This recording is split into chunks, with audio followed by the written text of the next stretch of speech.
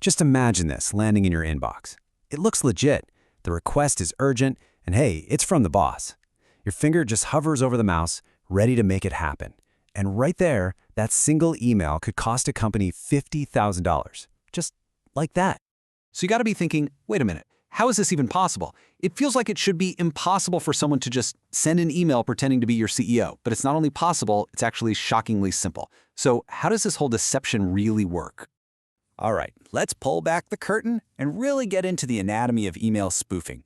We're going to start with the one core flaw that makes all of this possible, then look at the defenses that were built to stop it, and finally, see how you can become that final, crucial line of defense. To really get this, we have to go way back. Back to the very beginning, to the original blueprint of email itself. It turns out this massive vulnerability we're talking about, it's not a bug. It was a feature, born in a completely different, more trusting era of the internet. You see, the protocol that sends email, it's called SMTP, was designed back in the early days. The internet was this small, cozy community of trusted academics and researchers. The system wasn't built for security in the wild, adversarial world we live in today.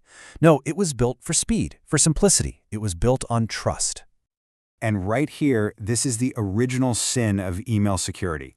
Just think about sending a physical letter for a second. There are really two from addresses, right? There's the one on the outside of the envelope that the Postal Service uses. That's the SMTP mail from. But then there's the from address written on the actual letter inside, which is what you, the person getting the mail, actually sees. And here it is, the core flaw. The system was never, ever designed to check if those two addresses actually match. So, just how easy is it to take advantage of this flaw? Well, you don't need some super sophisticated hacking tools, no way. In fact, you can do it just by having a direct, simple conversation with a mail server. Let's see how that works. The whole process is, well, it's surprisingly simple. An attacker connects to a mail server and just types in a few text commands.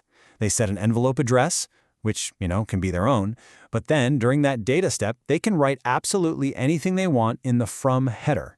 They can put from CEO@yourcompany.com, and the server, it just accepts it, no questions asked. And that's it. That's the spoof.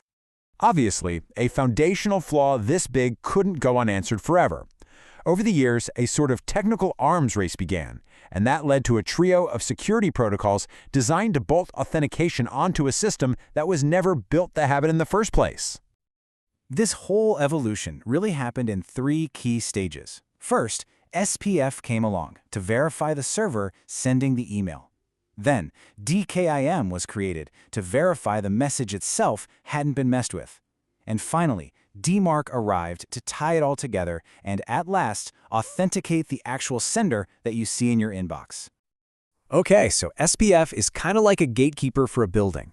It checks the ID of the mail truck to make sure it's on an approved list of delivery trucks for that company. But here's the crucial point.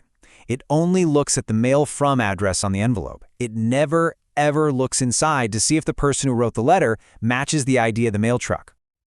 DKIM is the next level up. Think of it like a tamper-proof cryptographic wax seal on the letter inside the envelope. It proves the message hasn't been altered in transit. But, and this is a big but, an attacker can put a perfectly valid seal from their own company on a letter where they've completely forged your CEO's signature. The seal is legit, but the letter is still a total fake. And that brings us to DMARC. DMARC's like the policy chief who finally connects all the dots. It doesn't really do the checks itself. Instead, it looks at the results from both SPF and DKIM to enforce one brand new, absolutely crucial rule. And this right here is the magic word alignment. The genius of DMARC is that it demands that the domain that passed the SPF check, the mail truck's ID, or the domain that passed the DKIM check, the notary seal, it requires that one of those match the domain in the from header that you actually see. This is what finally closes that original loophole between the envelope and the letter. And DMARC gives domain owners real power. They can start by just monitoring for forgeries, then they can move to telling servers to send fakes to the junk folder, and finally, they can tell all the world's mail servers to flat out reject any email that claims to be from them but fails that critical alignment check. So, with these powerful defenses in place, the problem should be solved, right? Well, not exactly. Attackers are clever. They've adapted. Let's see how these attacks have evolved to target businesses in the real world. This leads us to the most dangerous evolution of this attack by far, Business Email Compromise, or BEC. And this is not random spam. We're talking about a highly targeted, meticulously researched attack that uses spoofing as just the tip of the spear to pull off massive financial fraud. A BEC attack is incredibly methodical. First, the attackers do their homework, mapping out a company's hierarchy on LinkedIn. Then, they use spoofing to impersonate an executive. But the truly crucial step is the third one, social engineering, where they craft a believable story. Only then do they go for the execution, that fraudulent wire transfer. And this is exactly the kind of language they use. They create urgency. This has to be done now. They establish authority. I'm the CEO. And most importantly, they discourage you from checking. Don't call me, I'm busy. They are manipulating human psychology, not just computer code. Even with perfect technical defenses in place, attackers can sometimes still find a way through. And this brings us to the most important part of the entire security chain, the one part that can never be automated. So, what can you do? You can become your own detective. The key is to look under the hood at the email's full headers. First, check the return path. This shows you the true envelope sender. If it doesn't match who the email claims to be from, that's a huge red flag. Next, look for a reply to address. That's a classic trick to get your reply sent to the attacker. But the real goldmine is the authentication results. Now, I know this looks like a bunch of technical gibberish, but it's the server's final verdict.